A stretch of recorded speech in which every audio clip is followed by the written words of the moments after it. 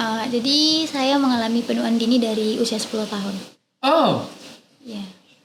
Dari kecil itu Loh, Mbak Puspa usianya berapa sekarang? 29. 29. Jadi sebetulnya Mbak Puspa ini ya penampakannya aja tuan ini dalam apa namanya tubuhnya, sel sarafnya, tulangnya tidak terganggu sama Progeria itu apa, Dok? Progeria Pro kontra itu atau adalah apa? sindrom.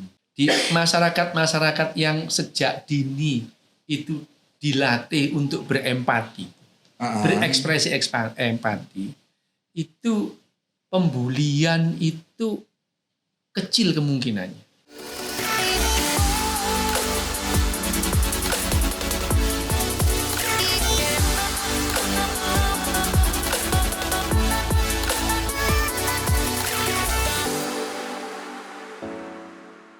Orang ini yang tidak bisa dibedah-bedah. Bersama Ibu. Ya. Iya. Nah, kali ini saya itu kedatangan tamu yang sebetulnya saya betul-betul nggak paham tadi itu. Iya. Mendadak ini ada Mbak Puspa di sini itu hadir dan sebetulnya saya nggak tahu masalahnya apa. Iya. Mungkin Eyang ya panggilnya. Mbak Puspa. Mbak Puspa. Nah, kalau ini dokter ini kan bisa memperkirakan ini. Kalau dilihat dari penampakan Mbak Puspa ini, kira-kira sudah berapa tahun umurnya, Dok? Begini, Bob. Saya itu tidak pernah memperkirakan yang saya tidak tahu. Jadi kalau saya ditanya kira-kira Mbak Puspa umur berapa, saya bilang saya tidak tahu. Tidak tahu. Karena yang namanya penampilan fisik itu bukan faktor utama untuk kita menentukan usia seseorang. Oh gitu. Iya ya, Dok ya. Gitu. Nah, ini kita bukannya mau tidak sopan kepada Mbak Puspa, karena ini adalah apa yang akan kita bahas hari ini. Loh, sebenarnya kita mau bahas apa sih, Bob? Nah, yang kita bahas ini karena banyak isu mengenai polusi udara di Jakarta katanya. Ya. Ada sebuah berita katanya buruknya polusi udara itu mempengaruhi penuaan dini. Dan juga mempengaruhi risiko kanker, katanya kayak gitu. Ya. Nah, kalau kita berbicara spesifik mengenai penuaan dini, lah belum kena polusi, kita berbicara dengan Mbak Puspa. Mbak Puspa kenapa memang? Nah, coba Mbak, diceritakan Mbak.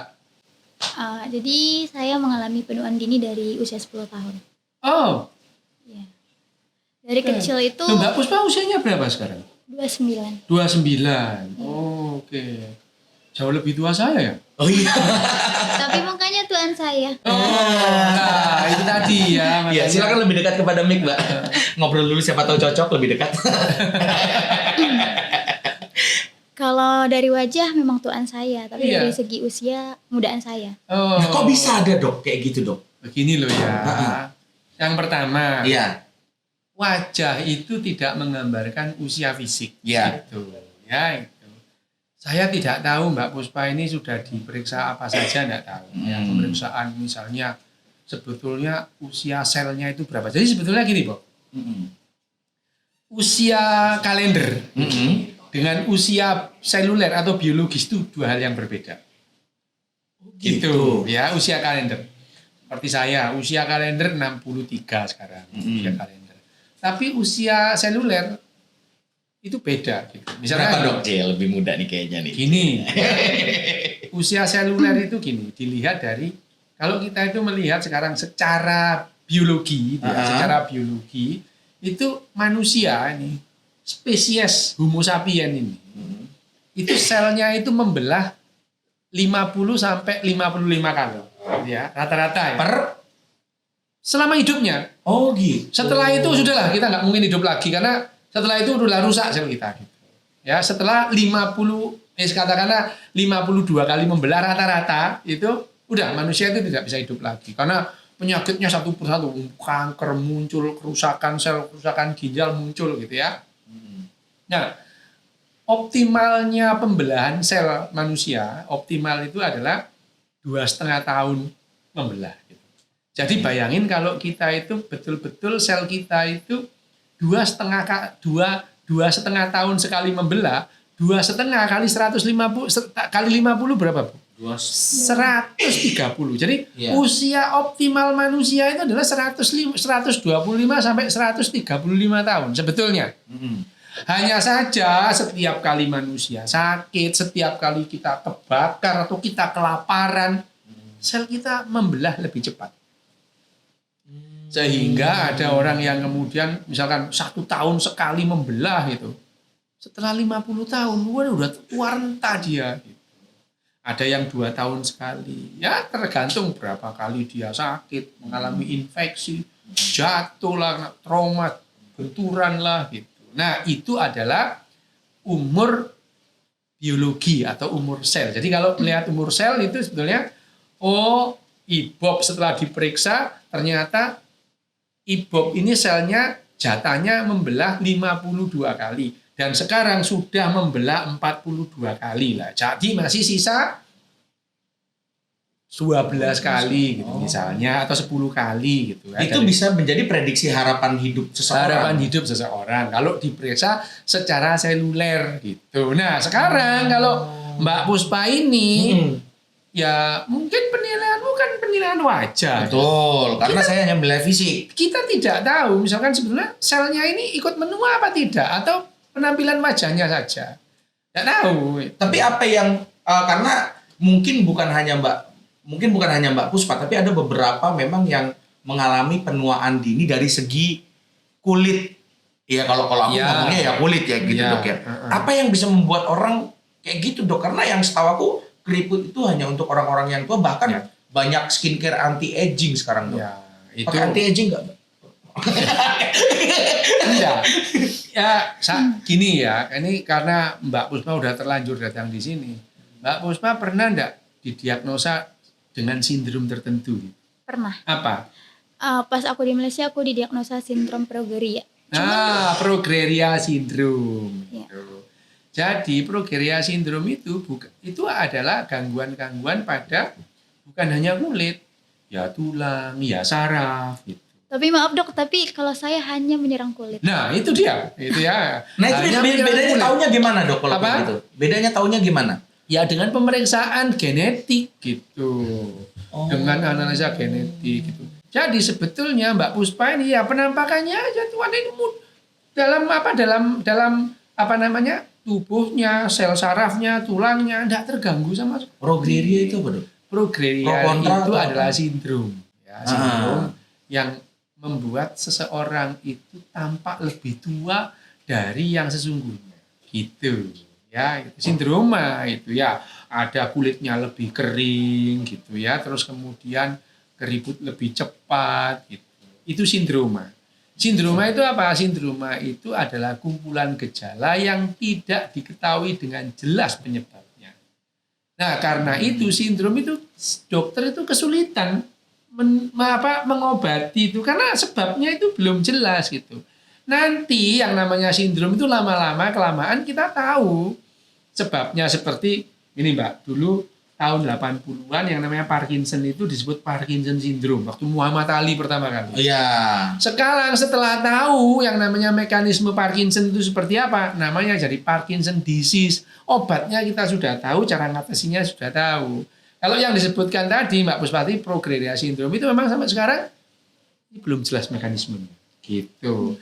Jadi ya tapi ya fortunately beruntungnya adalah yang namanya organ-organnya, tulangnya, sarafnya itu bekerja dengan baik.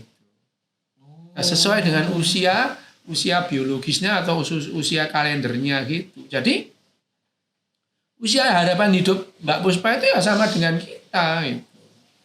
Harapan hidup ya. Sampai jadi sampai sedih kayak gitu Mbak. Bukan hanya itu. Bukan sedih, tapi karena memang aku bulu matanya kan nusuk ke mata. Iya gitu. Jadi gini ya namanya gitu. ya namanya entropion namanya bulu matanya itu masuk karena kulitnya itu sering gitu ya. Jadi bulu matanya itu menusuk ke dalam. Setiap hari itu dok. Apa? Setiap hari nusuk. Sehingga merangsang kornea itu terus kemudian berair gitu. Kan kalau sekarang kan ada cewek yang pakai bulu mata lentik kayak gitu. Beda Nggak lagi bisa dilentikin itu biar naik kayak gini dok. Enggak, itu karena tumbuhnya ke dalam Pop itu. Oh gitu. Ya memang bisa dioperasi sih dibalik gitu. Dioperasi tapi nanti Gimana jadi di sini gitu. kamu Ibob ini. Gitu kan? Nggak bisa. Kan jadi lambung dong. Enggak. Ya. Ya itu jadi akhirnya dia berair terus matanya. Itu salah satu gejalanya juga, kumpulan gejalanya, matanya berair. Tapi matanya berair gara-gara entropion tadi itu ya. Apa bulu matanya tumbuh ke dalam. Kalau misalkan ada orang tua baru yang anaknya lahir misalkan kayak gitu. Itu bisa diketahui sejak dini atau pas kalau kayak Mbak Puspa tadi kan ceritakan 10 tahun. Baru tahu 10 tahun gitu ya, Mbak. Iya. Apakah itu bisa diketahui sejak dini jadi ada penangkalannya kayak gitu, Dok? Begini loh ya. Pemeriksaan genetik itu sekarang itu dilakukan kan kalau ada keluhan, ada gejala. Ya. Lah kalau anak-anak kan masa ya diperiksa genetikanya semua kan ya enggak gitu. Jadi jarang sekali yang seperti ini tuh diketahui pada saat awal. Munculnya adalah setelah tuh ada gejalanya, terus kemudian ini anak kok jadi kulitnya sama dengan aku gitu. Tiba-tiba sama kayak gitu. Kirain pas keluar udah ulang tahun ke-17 gitu. Udah. Udah sweet 17 gitu. Ada lagi lahir tua makin muda gitu. Nah, itu di film Benjamin Button. Benjamin Button. Iya, itu film. Iya. Makin tua makin muda, coba lama-lama jadi bayi. itu film. Iya. Tapi yang tidak ada. Yang dialami oleh Mbak Puspa ini ya kulitnya progeria itu ya. Mbak, maaf Mbak, kalau kulit itu kan apakah di muka apa seluruh tuh kan Ibo kulit mungkin kan kalau kayak gini gitu. Nggak boleh ya kayak gitu ya. Gitu. Ini bukan Mbak Puspa, mungkin tetangganya ada yang Ibo nggak boleh. Nggak boleh ya gitu. Okay. Kalau Mbak Puspa itu nanti itu tanya-tanya itu di ruang privat, di prakteknya nggak apa-apa. Okay. Kalau pengalaman mungkin Dok kan kalau kayak gini kan mungkin dibully atau gimana gitu, itu memungkinkan nggak? Ya memang manusia itu ketakutan dengan perbedaan. Iya. Ya itu. Jadi sesuatu yang berbeda itu cenderung dimusuhi. Gitu. Saya merasakan sendiri Bob. Aku gitu. Aku ini kan ya autis. Gitu. Ya jadi waktu kecil ya. Untungnya ya orang yang membuli aku adalah orang-orang yang sial. Gitu. Salah membuli. Sekarang ini salah ya. Kalau Puspa juga dibully juga kalau kayak gitu. Kalau aku pembulian secara fisik sih nggak ada, cuman ejekan banyak. Ejekan. Iya, anak kecil ya, gitu kan ya. Diejek. Memang gini. Sulitnya untuk ngasih tahu maksudnya masyarakat kita itu bahwa perbedaan seperti itu adalah sesuatu yang wajar, gimana Dok? Gini. Di masyarakat yang sejak dini itu dilatih untuk berempati, berekspresi empati, itu pembulian itu kecil kemungkinannya. Gitu. Bahkan kalau ada seseorang anak terus kemudian mengalami handicap, mereka itu membantu.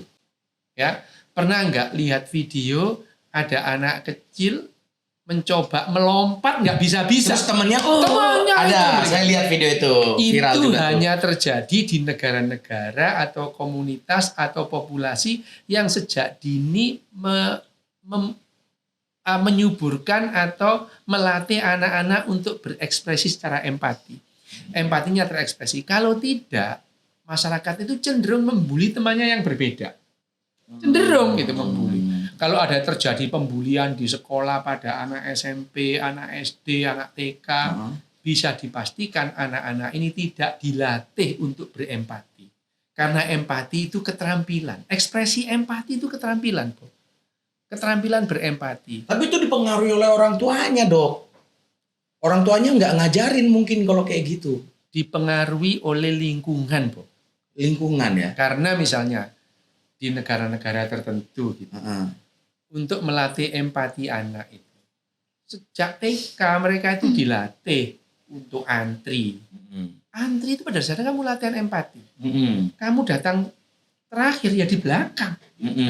Ya, itu. Nyebrang jalan. Terus kemudian latihan tidak memegang barangnya orang gitu. Ya.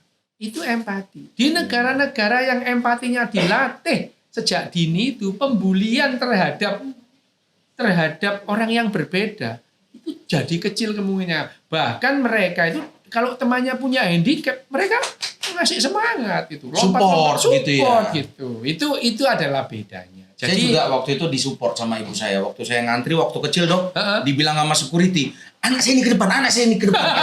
Disupport, mama Batak dok. Nggak bisa lihat anak, depan kau. Nah, Kayak gitu. itu malah menimbulkan, makanya kamu sulit berempati Bob, nggak dilatih antri.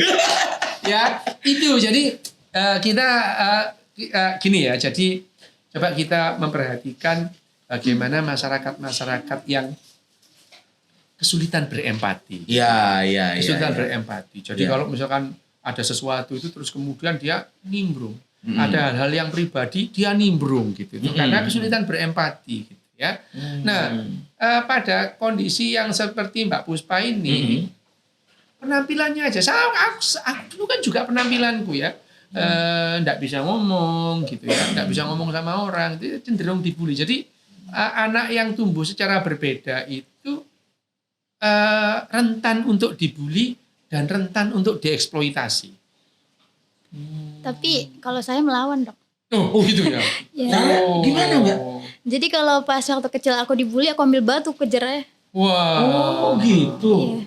Iya. Dan sekarang orang-orang itu ya memang sudah pada benjol semua Pak. Dan itu adalah kekuatannya Mbak Puspa itu. Mbak, Ya. batunya disembunyiin Mbak. Di sini juga bawa soalnya. Ya, saya dulu juga gitu. Kalau dibully ya saya lawan. Cuman Betul. yang lebih urgent lagi adalah membuat masyarakat, bagaimana masyarakat itu tidak mudah membuli. Iya.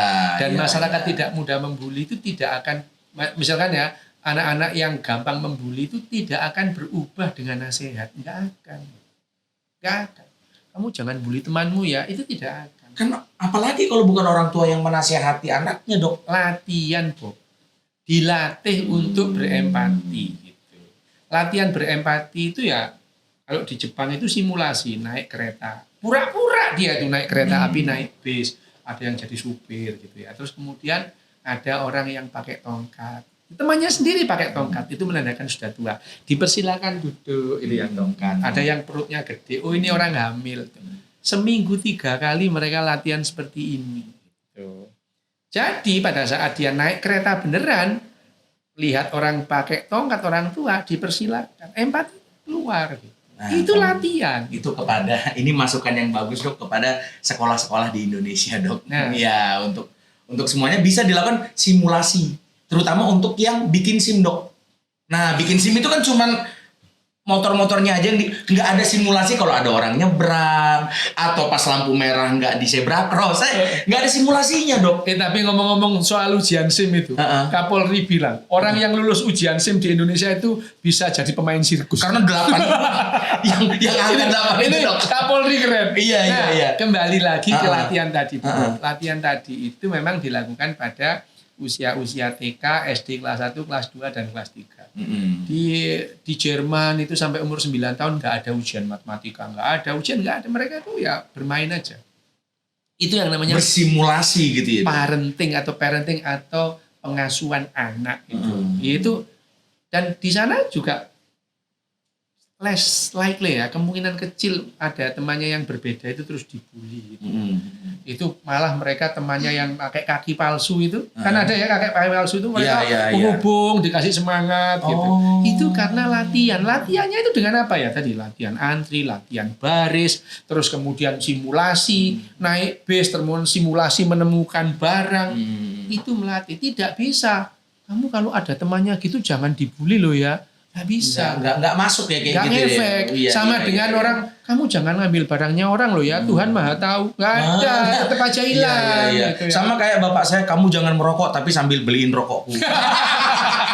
Itu sering terjadi dok di kota-kota besar dok. Itu Gitu, dok. kota besar. Iya betul. Itu ya. Jadi kondisi-kondisi seperti yang dialami Mbak Puspa tadi, karena kita hidup di populasi atau di komunitas yang seperti ini, yang tidak pernah dilatih untuk mengekspresikan yang namanya empati.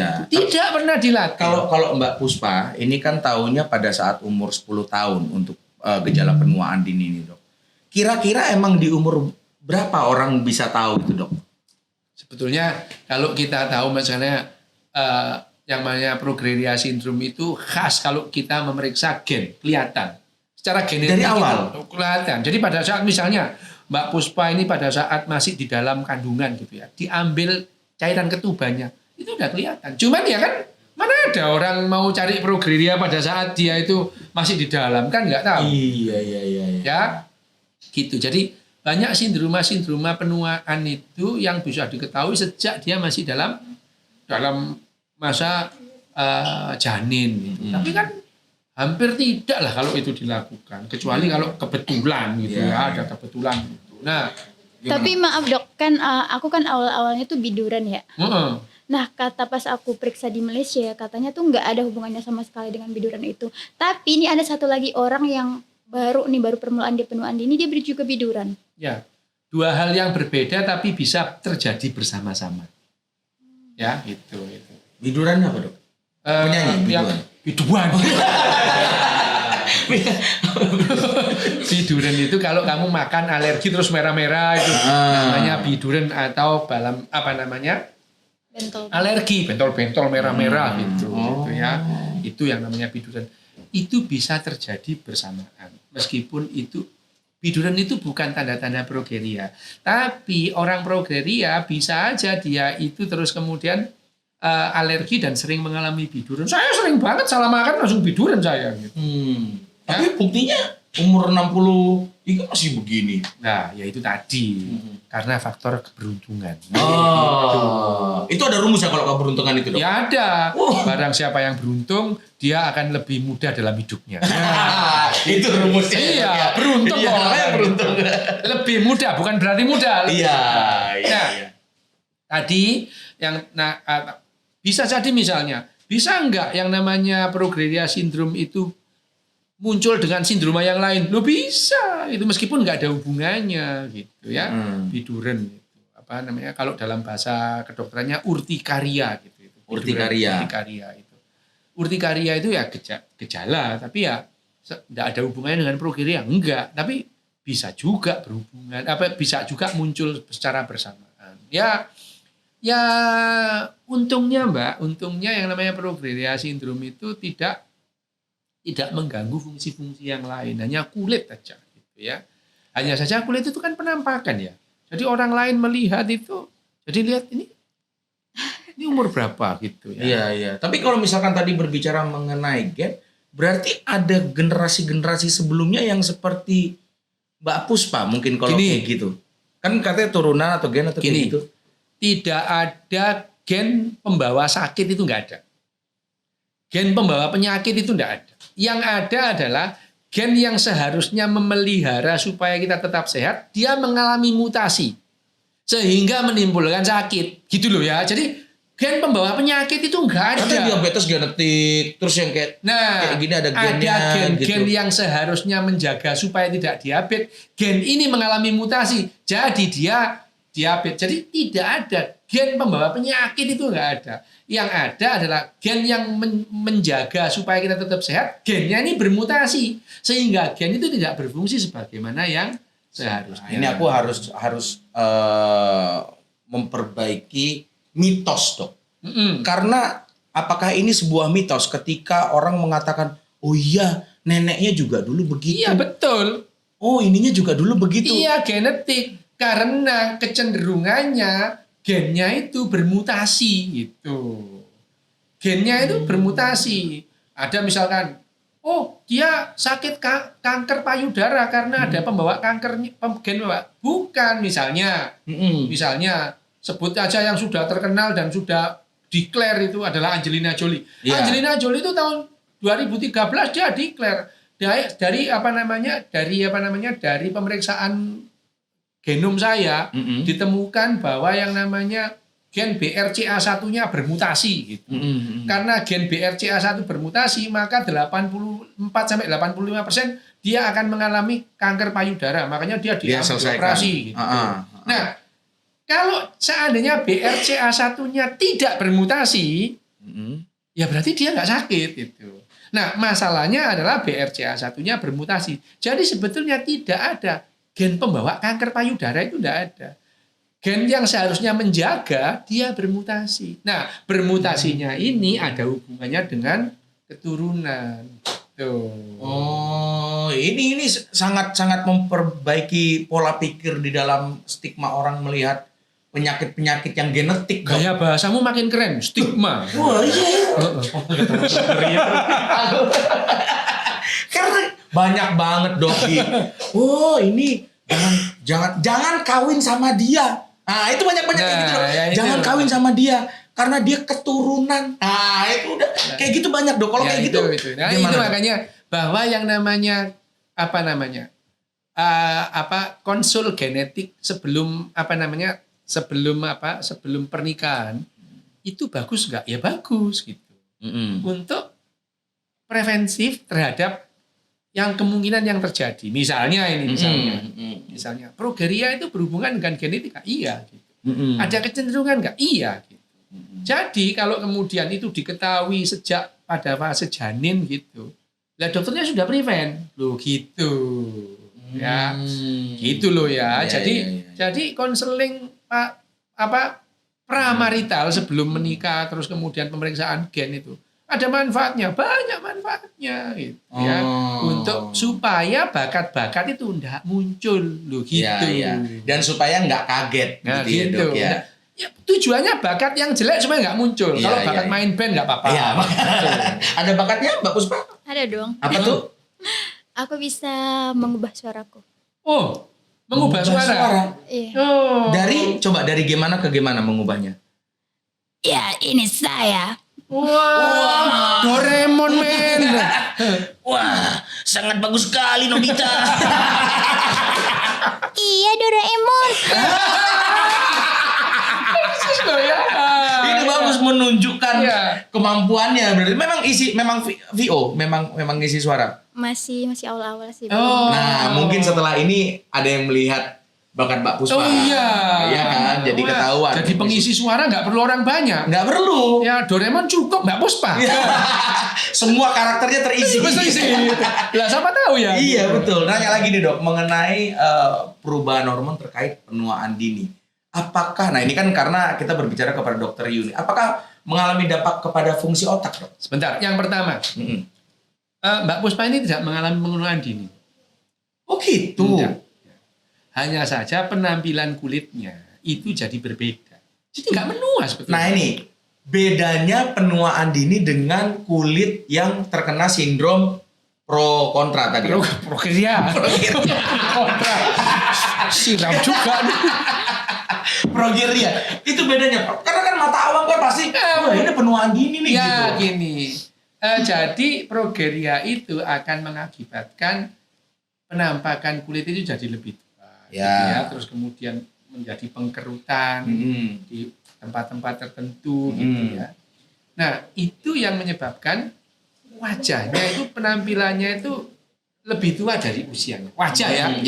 Wajah. Ya. Nah, apakah ini disebut penuaan dini? Loh tidak. Kenapa? Kalau kemudian tubuhnya yang lain diperiksa, itu berfungsi seperti seusianya gitu. Jadi sebenarnya tidak penuaan dini. Iya. Penuaan dini itu misalnya apa? Misalnya sel otaknya menua dengan cepat tuh, gitu ya. Itu penuaan dini. Terus kemudian contohnya penuaan dini apa? Ini sebetulnya istilah penuaan dini atau terus kemudian penyakit tua yang lebih datang lebih awal itu. Itu populer sejak ada domba hasil kloningan pertama. Gitu. Iya. Jadi tahun 94 itu ada yang namanya Dolly domba ya, domba Dolly yang kloningan hasil pertama itu tahun 94 diumumkan 94-95 itu declare gitu ya 94. Itu hasil penelitian bahwa kloning itu bisa kan waktu itu kan. Nah, yang ditemukan adalah Dolly ini usia penyakitnya sama dengan emaknya. Ya rematik, ya ini baru lahir kok sudah mengalami penuaan dini. Jadi saat declare domba Dolly itu terus kemudian adalah dia mengalami penuaan dini gitu ya, terus itu.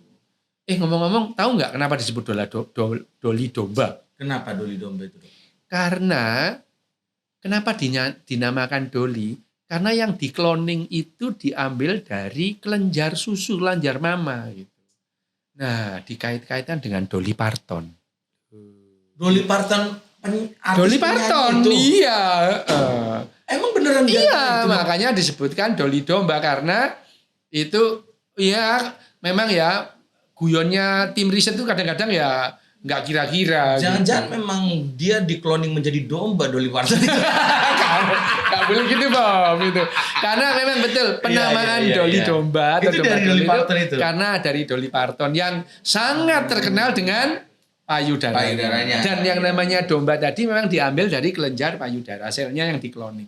Nah, Ternyata memang saintis itu sereceh itu juga ya, Dok? iya kadang-kadang saintis itu guyonnya tuh ya nggak karu-karuan gitu kalau kita Iya, itu. iya. Saya sendiri kalau di kamar operasi itu guyonnya ya ngawur gitu. Iya, Tapi iya. ya jangan keluar dari kamar operasi. Iya. Nah, sama seperti itu akhirnya kita tuh muncul lah itu penuaan dini lah semuanya. Dan progeria sindrom itu bukan penuaan dini sebetulnya. Ya hanya penampilan kulitnya saja. Iya. Gitu. Tapi namanya organ tubuhnya, tulangnya, otaknya itu 100% sesuai dengan usia kalendernya. Don't judge the book By the cover. Nah, itu dia. Oke, gitu. oke. Terima kasih, Dok. Kalau begitu. Tapi untungnya apa namanya Mbak Puspa itu tadi itu karakternya ngelawan gitu. Iya. Nah, itu bukan terus kemudian mengurung diri gitu ya, untungnya. Untung Mbak Puspa ini nggak pakai titik ya. Kalau pakai titik jadi titik Puspa aja. Loh, kok kamu ini ya ini. Tapi ya tadi itu ada satu hal yang sudah jelas Mbak Puspa itu mempunyai kelebihan ya tadi ya. Bisa VO. VO itu. Karakter, berbagai macam karakter. Bisa-bisa yang paling berpotensi yang seperti ini jadi dalang. Lu bener? Lu dalang itu dia bisa mengeluarkan suaranya bermacam-macam. Takon. Masih ditakon. Nah, gitu itu ya. Gitu. Tapi ya siapa tahu Siapa nanti. tahu dalam nanti ya, wanita. pemirsa itu ada yang apa namanya? Melihat bakat. Iya itu. Iya, Mencari bakat. Mencari bakat. Iya. Terima kasih, Dok. Ya gitu ya, Mbak Puspa. Sehat-sehat. Ya terima kasih kedatangannya. Tapi saya mohon izin nanti ini boleh enggak ini rekaman ini ditampilkan? Boleh. Boleh ya. Boleh ya. Itu, ya itu. Karena banyak berbicara mengenai pengalaman. Iya itu. Tapi kalau Puspa, misalkan berkeberatan ya enggak. Nanti kita akan blur mic-nya. Emang ya, tahu kan gilanya kayak apa gitu. Terima kasih ya Mbak Puspa, sehat-sehat. Mbak Puspa. Baik, salam sehat, salam bahagia, salam sejahtera. Sampai ketemu lagi. Jangan lupa subscribe Inside Our Brain.